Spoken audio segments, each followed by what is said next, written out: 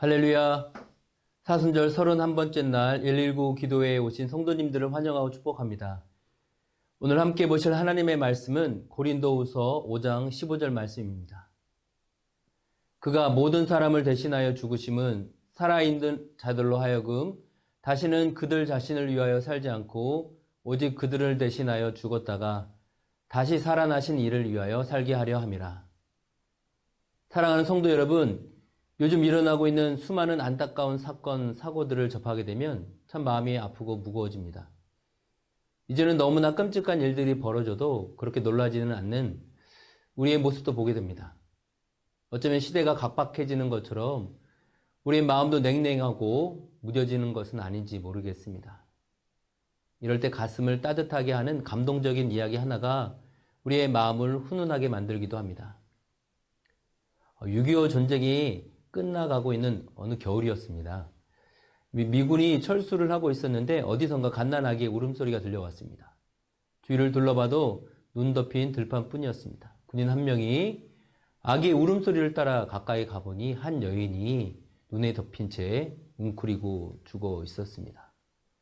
바로 그 여인의 품 안에서 아이가 울고 있었던 것입니다. 전쟁의 폐허 속에서도 끝까지 아이를 어떻게든 살리려고 그 아이를 추위로부터 보호하고 자신의 남은 체온을 전해주려고 했던 엄마였던 것입니다. 미군은 그 갓난아이가 너무나 불쌍해서 입양을 하였고 좋은 부모님과 연결되어 그 아이는 훌륭하게 자라게 되었습니다. 성인이 되어 그 청년은 자신이 어떻게 입양되었는지 듣게 되었습니다. 그리고 손꼽아 나를 기다려 비행기를 타고 한국으로 들어왔습니다. 왜냐하면 어머니를 뵙고 싶었기 때문입니다. 어머니가 묻혀있는 묘지에 그 청년이 도착했습니다. 그날도 날이 유난히 춥고 눈이 많이 내려 어디가 무덤인지 아닌지를 분간할 수 없는 정도였습니다. 청년은 어머니의 작은 무덤 앞으로 갔습니다. 그리고 자신의 겉옷을 하나 둘 벗기 시작했습니다. 그리고 그 옷들로 어머니의 무덤을 덮었습니다. 그러고는 마지막으로 자신의 두 팔을 벌려 어머니의 무덤을 가득 안으며 이렇게 말했습니다. 엄마, 그때 얼마나 추우셨어요. 나를 살리시려고 그 사랑으로 끝까지 나를 따뜻한 사랑으로 품어주셔서 정말 감사합니다. 이제는 제가 엄마의 몸을 따뜻하게 해드릴게요. 여러분, 너무나 감동적인 이야기가 아닙니까? 저는 이 이야기를 생각할 때마다 참 많은 눈물이 나곤 합니다. 사실 이 이야기가 사실인지 아니면 누군가 지어낸 이야기인지 저도 잘 모르겠습니다. 하지만 분명한 것은 우리 모두가 이렇게 부모님의 사랑, 어머니의 생명을 건 사랑으로 이 땅에 오게 되었고 지금까지 살아가고 있다는 것입니다. 이처럼 이 세상에서 어머니의 사랑보다 크고 놀라운 것이 또 있을까요? 예, 물론 있습니다. 앞에 이야기는 지어낸 것일 수도 있지만 지금부터 하는 이야기는 정말 사실입니다. 너무나 놀랍고 믿기 어려워 아직도 수많은 사람들이 받아들이지 못하고 있는 사랑 이야기가 성경에 기록되어 있습니다. 그것은 바로 하나님 아버지의 우리를 향한 사랑입니다. 하나님 아버지의 우리를 향한 자녀들을 향한 사랑의 외침을 들어보십시오. 여인이 어찌 그 젖 먹는 자식을 잊겠으며 자기의 태연에서 난 아들을 긍휼히 여기지 않겠느냐. 그들은 혹시 잊을지라도 나는 너를 잊지 아니할 것이라. 여러분, 하나님은 말씀하십니다. 이 땅 부모의 어떠한 희생적인 사랑보다도 나의 완전한 사랑, 그 사랑을 너희가 경험해야 한다. 그것들은 나의 사랑의 그림자일 뿐이다. 너희를 향한 나의 사랑은 훨씬 크고 놀랍고 진실하게 너희는 반드시 나의 사랑 경험해야 한다. 라고 하는 것이죠. 그 하나님 아버지의 놀라운 사랑을 경험한 사람들은 이렇게 말합니다. 보라, 아버지께서 어떠한 사랑을 우리에게 베푸사 하나님의 자녀라 일컬음을 받게 하셨는가. 앞선 감동적인 이야기를 들어도 우리 안에 이런 자연스러운 외침이 들려옵니다. 보라, 너희 어머니께서 어떠한 사랑을 너에게 베푸셨는지.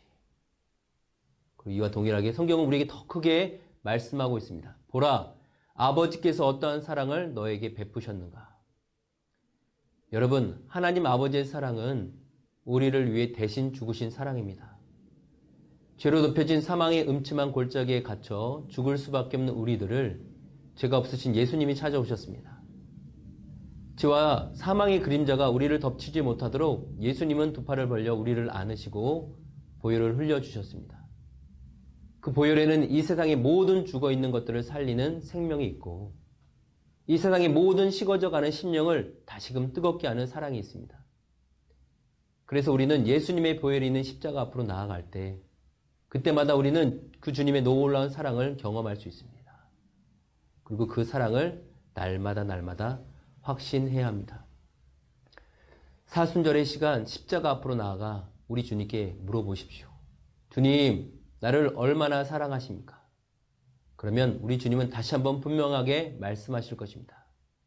사랑하는 아들아, 사랑하는 딸아, 내가 이만큼 너를 사랑한다. 말씀하시며 십자가의 두 팔을 활짝 벌리실 것입니다. 여러분, 주님의 십자가는 바로 이와 같습니다. 주님이 우리가 죽어야 할 자리에서 두 팔을 벌리사 우리를 안아주시고 대신 죽으셨습니다. 얼만큼 우리를 사랑하시는지 그분의 두 팔 벌린 사랑으로 나타났습니다. 그래서 십자가의 사랑을 경험한 사람은 주님을 위해 그리고 다른 사람을 위해 두 팔을 아낌없이 벌릴 수 있는 사람입니다. 그들을 향해 따스한 사랑의 손길을 우리 예수님처럼 내밀 수 있는 것입니다. 그러면 우리의 두 팔이 예수님의 두 팔이 될 것입니다. 누군가의 두 팔 벌린 사랑이 예수님의 사랑으로 우리에게 다가온 것처럼 우리의 섬김이 다른 이들에게는 예수님의 사랑으로 다가서게 될 것입니다. 사랑하는 성도 여러분, 우리는 이렇게 놀라운 사랑을 날마다 경험하고 있는 자들입니다. 그런데 우리는 십자가 앞에서도 여전히 식어진 마음으로 살아갈 때가 참 많은 것 같습니다. 사랑을 빚진 자들에게 있어서 가장 안타까운 것이 무엇일까요? 그 사랑을 조금씩 잊어가는 것 아니겠습니까? 그 사랑을 생각하는데도 눈물이 메마르고 마음이 여전히 냉랭해지는 것 아니겠습니까? 우리는 그래서는 안 될 것입니다.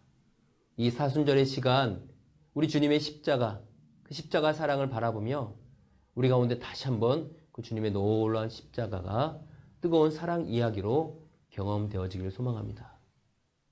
그 사랑을 풍성하게 누리고 그 사랑을 증거할 수 있는 축복의 통로로 우리가 살아가길 소망합니다. 그렇게 우리가 그 사랑을 흘려보낼 때 우리를 통하여 이 땅 가운데 냉랭함이 사라지고 그리스도의 따뜻한 향기가 넘쳐나게 될 줄 믿습니다. 이 시간 함께 기도하기를 원합니다. 십자가의 예수님, 주님의 사랑을 받은 내가 이제는 나를 위해 살지 않고 주님을 위해 살길 원합니다. 주님이 사랑하는 사람들을 만나거든 주님이 나를 사랑하신 것처럼 사랑하게 하여 주시옵소서. 십자가 사랑을 전하는 축복의 통로로 나를 사용하여 주시옵소서. 우리 함께 기도하시겠습니다.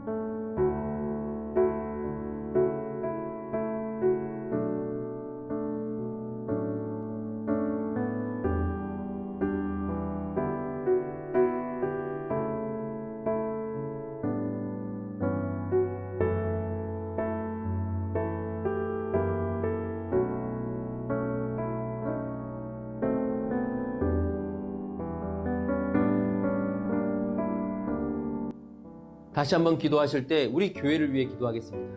하나님, 우리 논산성결교회 가운데 주님의 십자가 사랑이 날마다 충만하게 경험되게 하여 주시옵소서.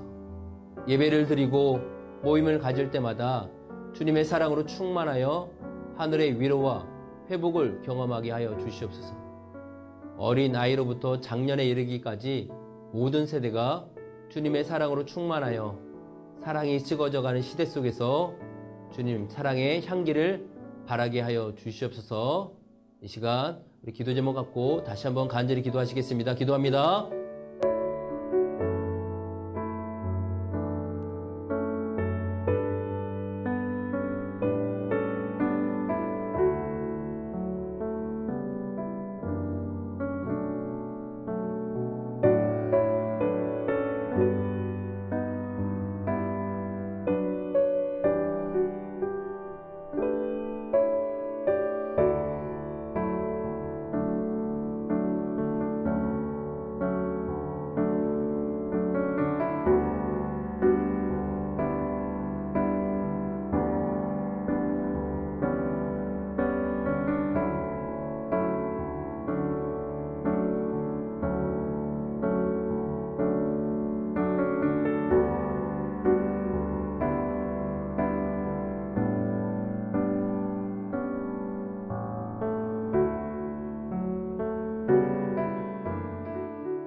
다 같이 주기도문 하심으로 온가족 119 영상 기도회를 마치겠습니다.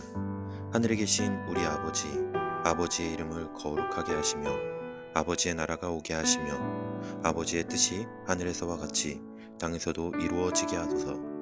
오늘 우리에게 일용할 양식을 주시고 우리가 우리에게 잘못한 사람을 용서하여 준 것 같이 우리 죄를 용서하여 주시고 우리를 시험에 빠지지 않게 하시고 악에서 구하소서.